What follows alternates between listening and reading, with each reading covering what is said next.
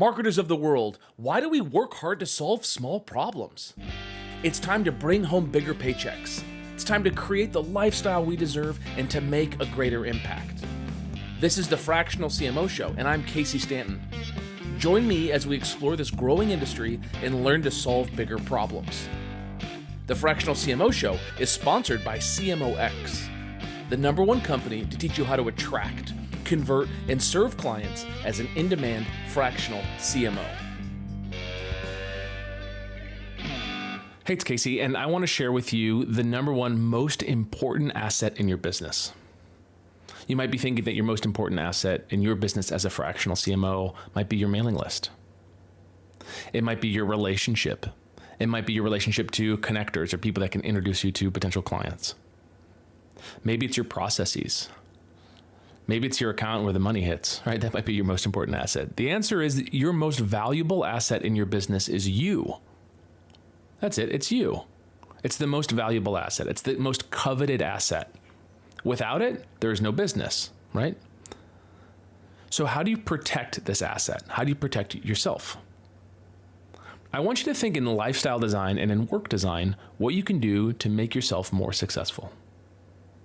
For example, over 4 years ago, I was drowning in tasks like proposals and sales follow-up in my inbox and things like that. It was really tough for me.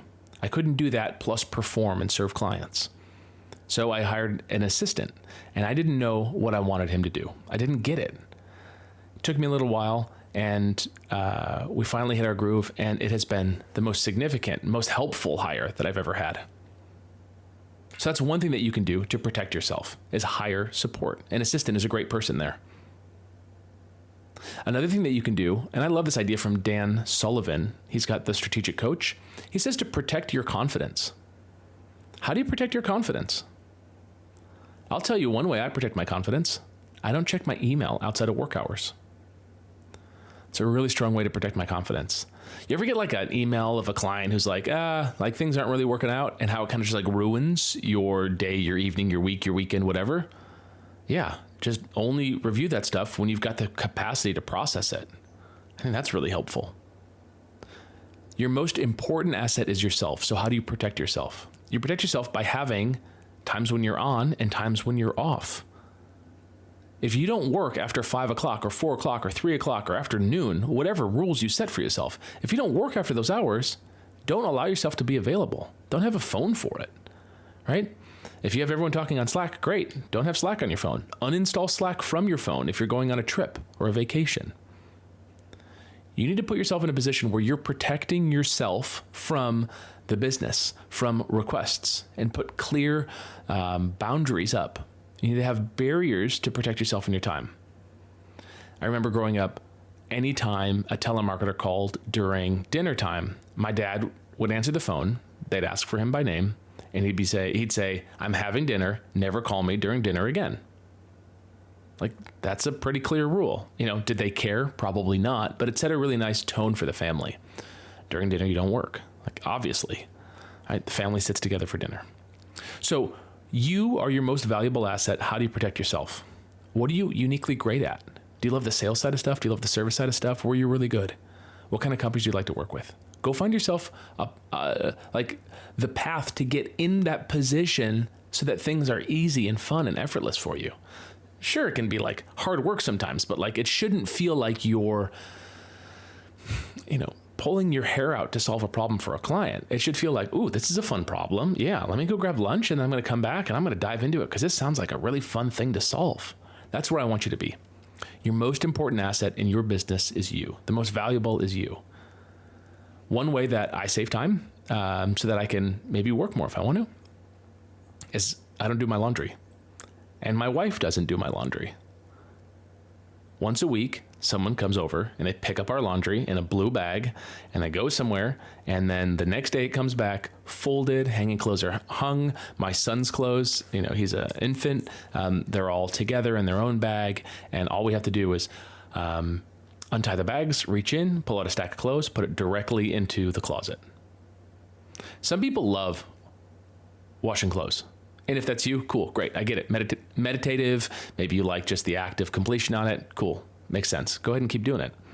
But if you're like me and you kind of loathe it and you find yourself maybe living a little bit out of your laundry bin, and there's other things that you'd rather be doing, be it a hobby, be it spending time with your family or your partner, or maybe time working out, whatever that thing is that's more valuable, just think of the cost. What's the cost of doing your own laundry versus having someone else do it? What's something else that makes sense like that too? I remember asking some folks that were business owners, I'm like, so many folks seem to have such clean cars. Like, how do you do it? And one guy said, I have a detailer come to my office park once a week, and he cleans up my car for me. Like, that's a pretty cool solution, right? For me, not necessary. I don't drive much. I live in the city. It's not an issue. But I could certainly see that would be a good way to solve it. So maybe that makes sense for you. You don't cut your own hair, do you?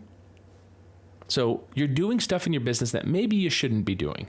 And my encouragement here is to protect yourself.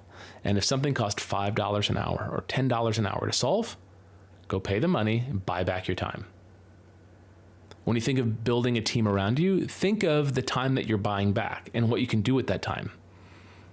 There's kind of two things that you do with that time: non-work stuff and work stuff. If you buy back time, you can say, cool, then I can spend more of that time serving clients, which is billable hours, which is great.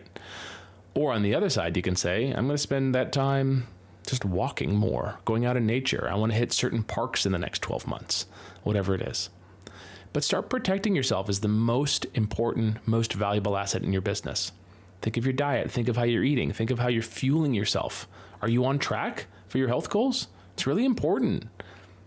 It's important not for vanity reasons, but because you're going to be more focused when you eat well.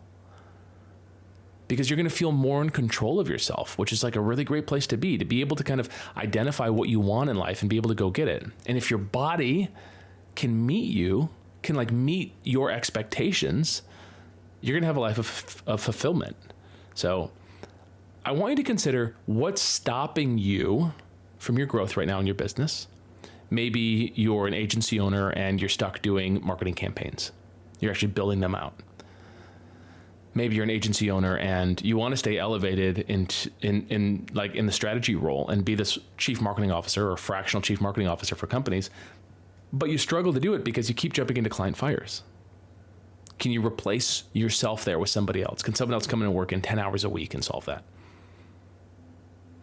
If you hate email, can you get someone to come in and manage your inbox? Do you just hop over to Superhuman and use that tool to cruise through your inbox faster? Maybe, maybe not.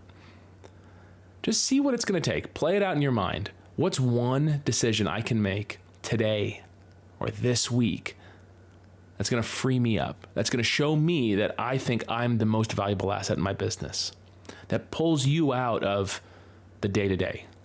That allows you to stay elevated so that you can go solve bigger problems, so that you can go identify the clients that you want to work with and then go win them and work with them and serve them and deliver high impact marketing strategy and campaigns for them that other people execute at your, through your leadership. It's a killer place to be. If you'd like to be surrounded by other fractional CMOs that are really putting in the work, that are betting on themselves, that are growing every single week in their business by attracting clients, then converting them into fractional CMO clients, and then serving them in a clear path that doesn't create anxiety or frustration, but it's just crystal clear precisely what you're doing with your client, then maybe you have what it takes to be a fractional CMO with us here at CMOX. Head over to cmox.co/invite. That's cmox.co/invite. Fill out the little form. I've got a little 18-minute video there or so, and see if you like what that has to say. See if you got what it takes. And if you do, then we'll chat. All right, talk to you soon. Thank you for joining us for today's show. For more information and episodes, visit our site at fractionalcmoshow.com. Go ahead and punch that like and subscribe button on your favorite podcast app. It means a lot, at least to my mom.